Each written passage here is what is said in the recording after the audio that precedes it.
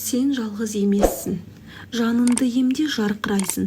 Адамның жаратылысы жан мен тәннен тұрады. Ойланып қарасақ, біз тән рахатын көп ойлап, жан дүниемізбен ішкі әлеміміздің қалауын кейінге шегеріп, тіпті ұмытып кетіп те жатамыз.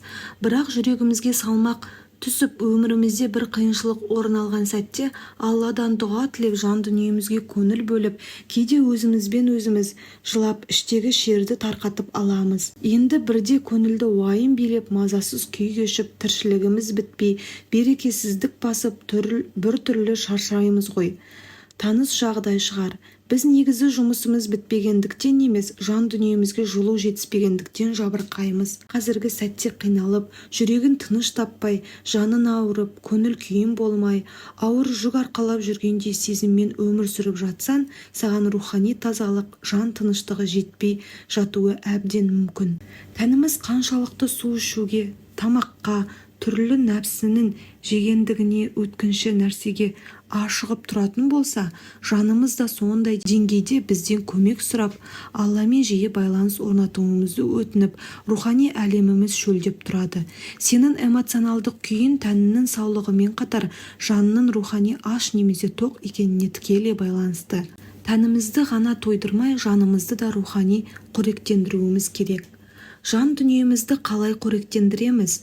Құран кәрімде естерінде болсын, Алланы еске алумен ғана жүрек тыныш табады деп баян етілген. Біз жаратқан иемізді ұмыт қалдырған сәтте немесе аз еске салып жүрсек, рухымыз ашығады. Құран, намаз, садақа, адамдарға жақсылық жасау, Алла туралы көбірек ойлау, сөйлесек тек жақсы сөздер айту секілді игі амалдар біздің рухымызды қалпына келтіреді. Ал рухымыз қатты ашыққан кезде ақпараттың дұрыс-бұрыстығын саралай алмай, кез келгенін қабылдауы да ықтимал.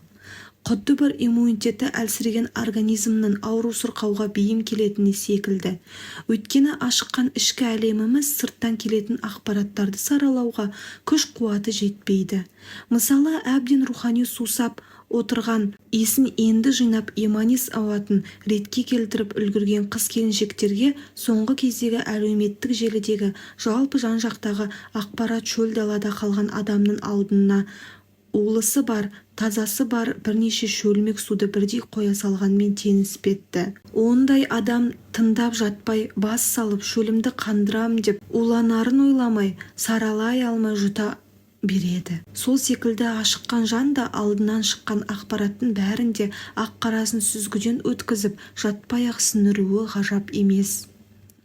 Осы тұста бір дүниені ескермесек, бақытқа бастайды дегеніміз бақытсыздығымыздың бастауы боп сан соғып қалуымыз мүмкін. Жаратушының сөзі қасиетті Құран мен пайғамбарымыздың, оған Алланың салауаты мен сәлемі болсын, сүннеті біздің өміріміздің, білім алуымыздың өзегі болуы тиіс. Жаратушыға ғана тәуекел ет, Алладан ғана сұра.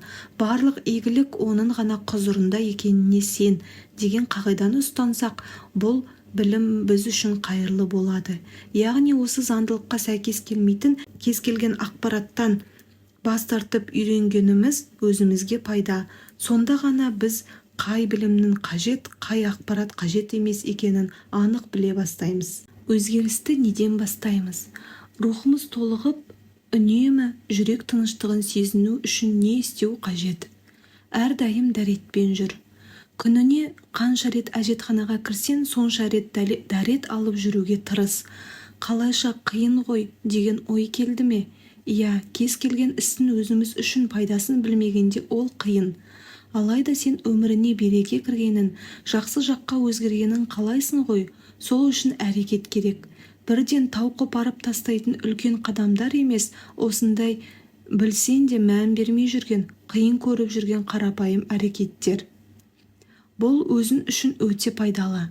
Бірінші түптің түбінде Алланың разылығына жетуді көздесен, сондай-ақ Алланы әрдайым еске алмайынша, көбірек дұға жасамайынша, бізге берген тағдырына мойын сұнып, дұрыс шешім қабылдау жолдарын үйренбейінше, өміріміздегі кейбір мәселелер өз арнасына түспеуі ықтимал.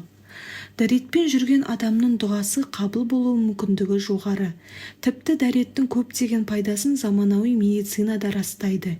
Негативті энергия адамның желкесіне, білек тұсына жиналады деген ақпарат бар. Дәрет алған сайын энергетикалық тұрғыдан да тазару жүреді. Ең қарапайым мысал, қыз-келіншектер өз арамыздағы әңгіме болған соң айта кетсек айып емес деп ойлаймыз. Әйел ағзасындағы, соның ішінде репродуктивті органдарда, яғни жыныстық мүшеде орын алатын қабынулар, эрозиялардан туындауы, шектен тыс сұйықтықтың келуінің көп себептерінің бірі жыныс мүше аумағында патогенді микроорганизмдердің көп болуы. Шатта жыныс мүшесінің жанында ағзадағы токсиндерді сыртқа шығаратын лимфа бездері бар.